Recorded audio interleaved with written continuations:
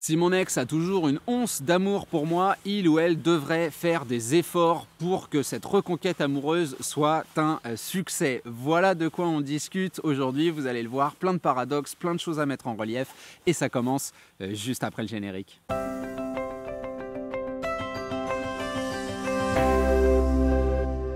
Salut à vous, c'est Jean-Baptiste de jbmarcy.com, ravi de vous retrouver comme tous les jeudis pour continuer nos réflexions autour de votre reconquête amoureuse.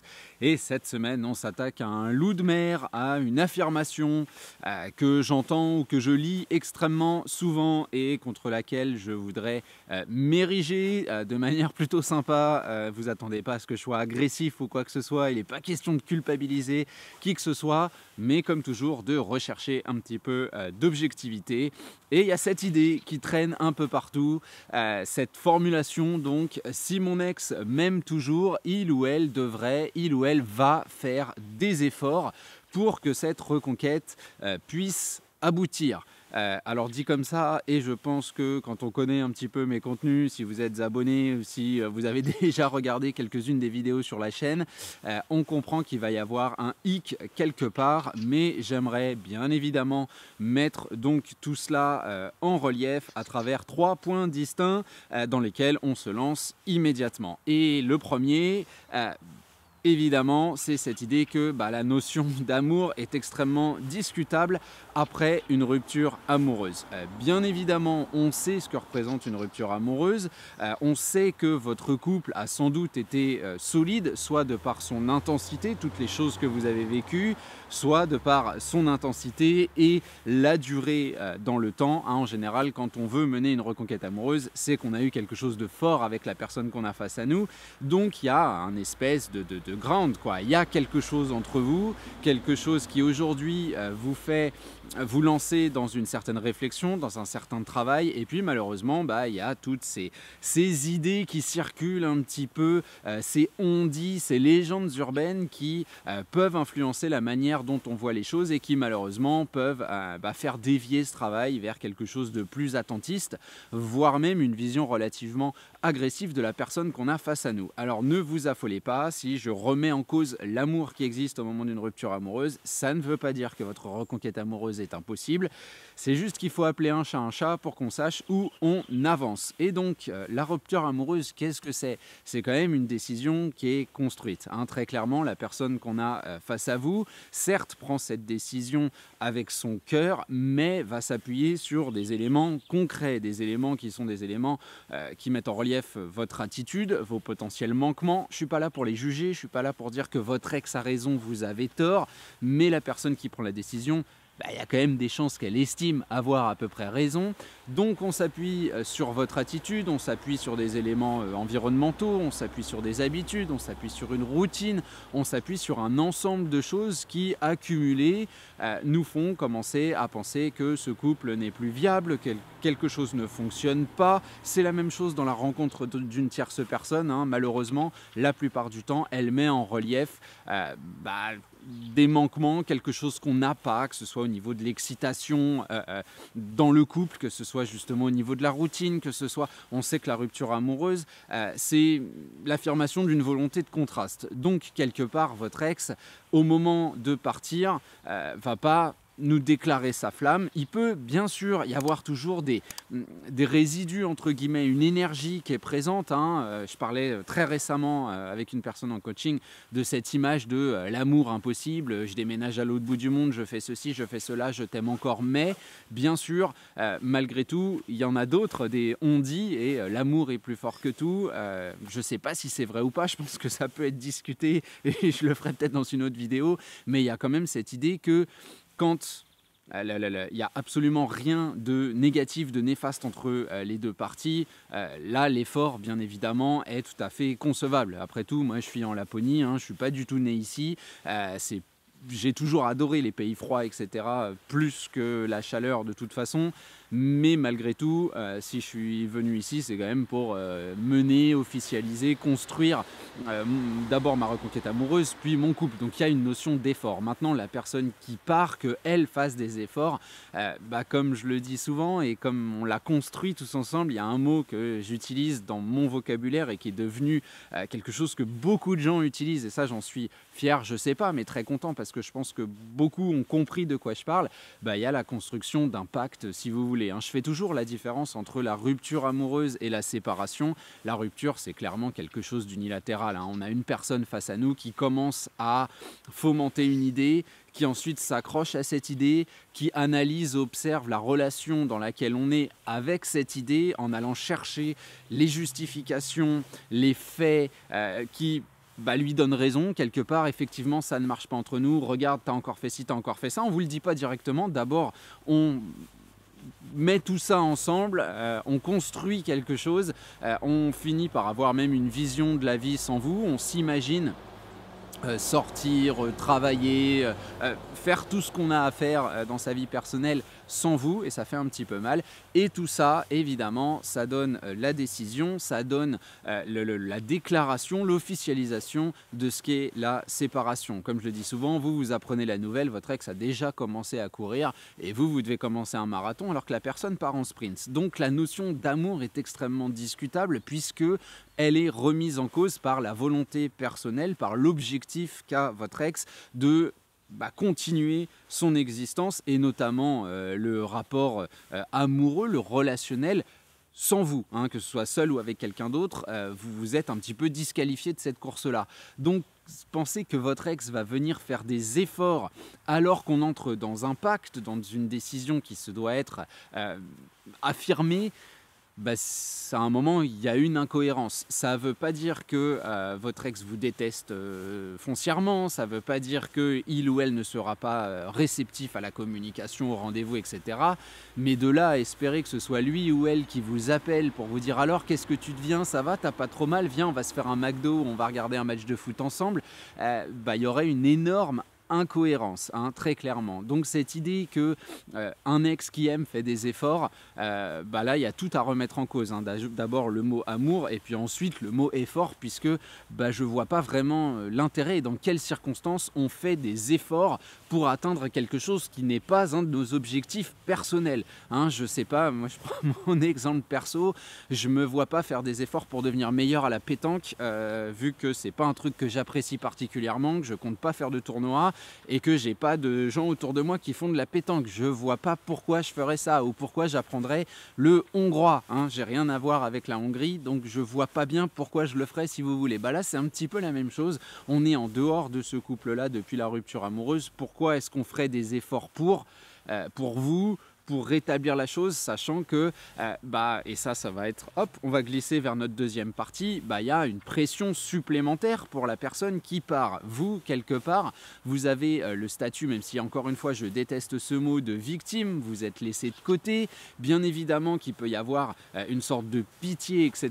de la part de votre ex. D'abord, c'est pas les sentiments qu'on veut stimuler, mais il y a aussi là aussi cette phrase qu'on entend beaucoup, ce mot qui revient excessivement souvent, c'est l'idée de faux espoirs. La construction d'un pacte, c'est quand même la volonté d'assumer sa décision auprès de soi-même, parce que on sait qu'en vous quittant, je remets aussi en cause tout plein de choses. Encore une fois, je me prends en exemple parce que je me connais bien. Mais si j'étais amené à quitter ma femme, ça veut dire qu'il y a un changement au niveau de la maison. Il y en a un des deux qui garde la maison, voire on la met en vente. Il y a une organisation différente au niveau des enfants. On ne peut pas vivre au même endroit si on se sépare, ça n'a pas de sens.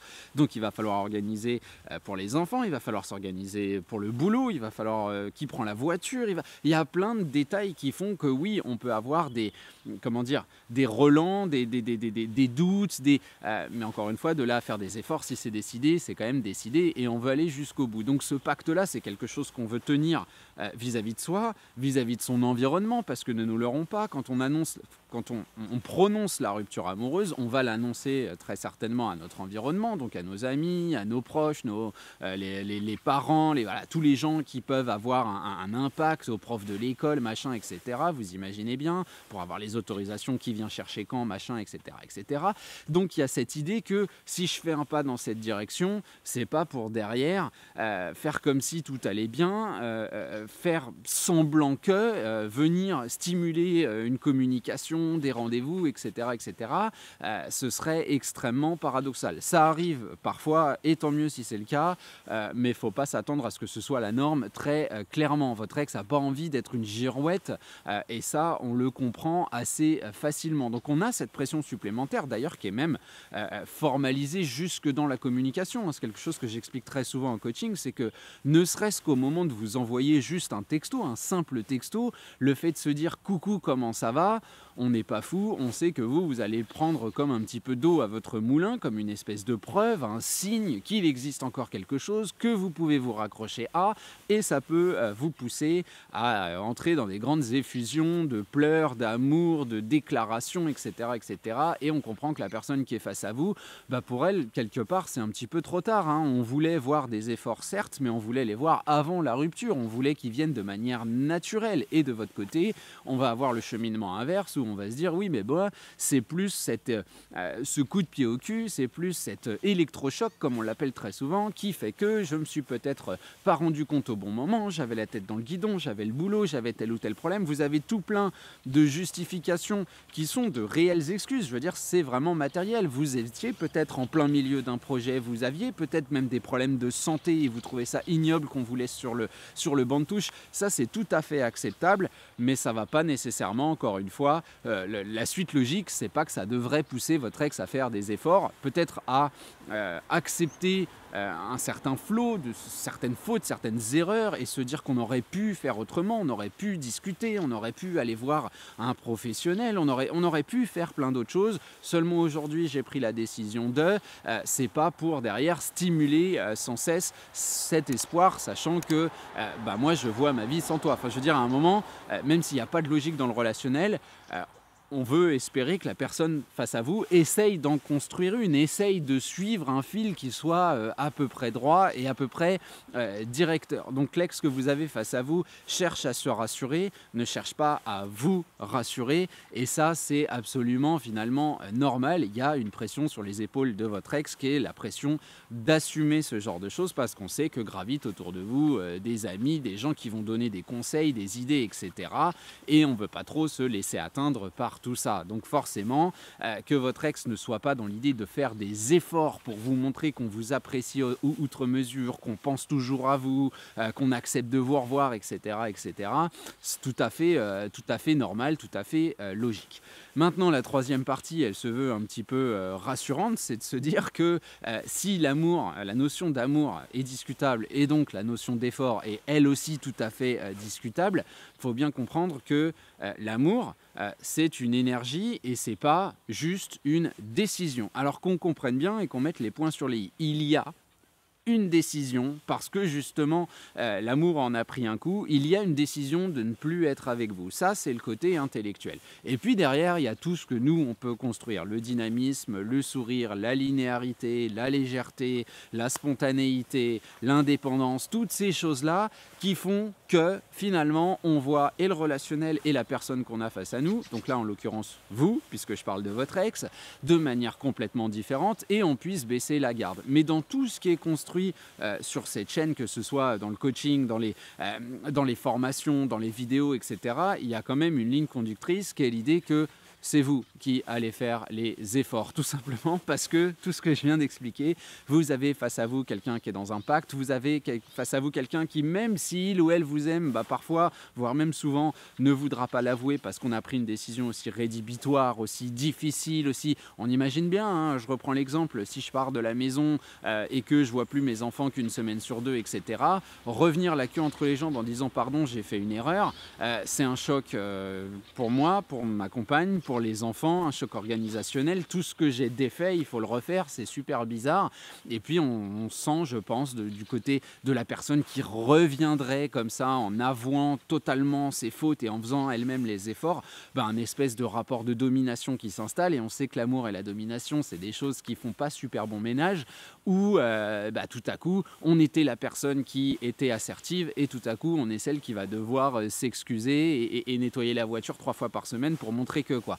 Donc il y a un moment, je pense qu'il faut dépasser ce cadre-là, il faut réussir à, enterrer cette relation, poser la petite croix dessus, faire une petite prière, mettre une petite chandelle si on le veut, et se dire qu'on veut passer à quelque chose de différent. Et cette différence, elle va se matérialiser dans le contraste à travers votre changement, à travers votre communication, à travers votre manière de voir les choses, à travers finalement ce qu'est une reconquête amoureuse, à travers votre nouveau naturel, à travers cette capacité à accepter que finalement, non, ce n'est pas à votre ex de faire les efforts. Alors je sais que, encore une fois, ça peut paraître excessivement discutable parce que je pense que aussi dans notre société, on a une vision de l'amour qui est tout simplement extrêmement discutable. C'est pas juste un état de fait, c'est plutôt quelque chose qu'il faut entretenir au quotidien. Et ne nous leurrons pas, 100% des ruptures amoureuses, en tout cas celles que moi j'ai l'occasion de traiter, on s'aperçoit que les problèmes c'est toujours les mêmes, c'est la communication et puis la fameuse routine, cette impression de pas faire plus d'efforts que ça pendant le quotidien.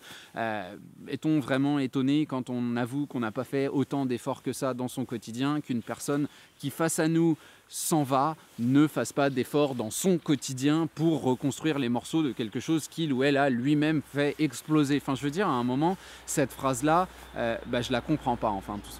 Je la comprends, je l'entends, j'entends les mots, j'entends l'idée, mais je la comprends pas dans le sens reconquête amoureuse du terme.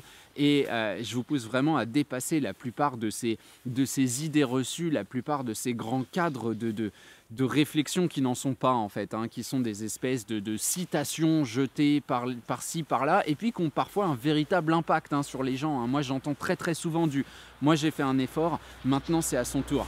Mais oui, mais on n'a pas du tout le même positionnement, le même statut dans la rupture amoureuse. Il y en a quand même un qui part et qu'on le veuille ou non, c'est lui qui a la robe de juge et le petit marteau, quoi. Donc que l'accusé se dise « ah non, maintenant c'est au juge de prouver mon innocence ».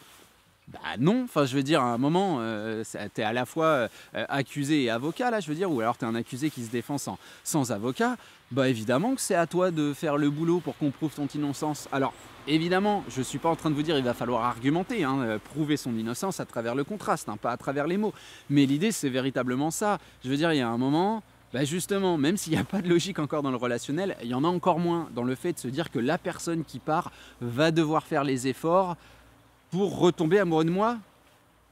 Je sais pas, moi il y a un moment ça me choque et c'est ce choc que je voulais partager avec vous. Alors la vidéo sera peut-être un petit peu plus courte que d'habitude, mais c'est vraiment quelque chose qui revient tellement souvent que je voulais me focaliser, nicher le contenu du jour sur ce genre d'idée. Je pense que ça fait du bien de temps en temps de mettre un petit coup de désherbant pour planter une herbe bien fraîche, bien belle, sur laquelle il fera plaisir de marcher. Je parle pas d'autre chose que de gazon. Voilà, en tout cas je vous abandonne là encore une fois pour aujourd'hui. Comme d'habitude, vous avez sous la vidéo tout ce qu'il faut, vous avez le bouton pour liker, c'est toujours très bon en matière de référencement, la cloche pour vous abonner, vous avez les super merci, le truc qui vient de sortir, vous avez en dessous de la vidéo, sous le titre de la vidéo, il y a une petite flèche vers le bas où vous allez voir trouver tous les liens qui vous mènent vers le site internet, vers ma boîte mail, etc. Parce que c'est des questions qui reviennent excessivement souvent, tout est sous les vidéos, donc vous n'hésitez pas, vous allez me trouver, soyez un peu curieux. Puis on se retrouve tout simplement la semaine prochaine pour un prochain contenu. Et d'ici là, n'estimez pas que c'est à votre ex de faire tous les efforts. Voilà, je vous dis à la semaine prochaine. Salut à vous.